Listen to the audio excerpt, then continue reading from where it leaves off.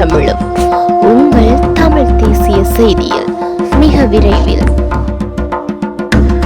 சுதந்திரத்தை கூட விலை பேசி விற்கும் இருண்ட யுகத்திலிருந்து தற்போதைய விடிவை நோக்கி நாம் பயணித்துக் கொண்டிருக்கின்றோம். நிச்சயம் உண்மையான சுதந்திரத்தை அனுபவிக்கும் நாள் விரைவில் உதயமாகும். இவ்வாறு கடற்றொழில், நீரியல் மற்றும் கடல் வளங்கள் அமைச்சர் ராமலிங்கம் சந்திரசேகர் தெரிவித்துள்ளார். இலங்கையின் 78வது சுதந்திர தினத்தை முன்னிட்டு அவர் விடுத்துள்ள வாழ்த்து செய்தியில் கூறப்பட்டுள்ளவை வருமாறு: தேசத்தின் சுதந்திர நாள் என்பது வரலாற்றின் ஒளி அடையாளமான நாளாக மட்டுமின்றி எதிர்கால மறுமலர்ச்சி யுகத்திற்கான உறுதிமொழியாகவும் திகழ்கின்றது.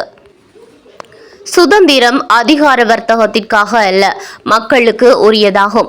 அதை தவறான நோக்கங்களுக்கு பயன்படுத்த எமது ஆட்சியில் இடமில்லை.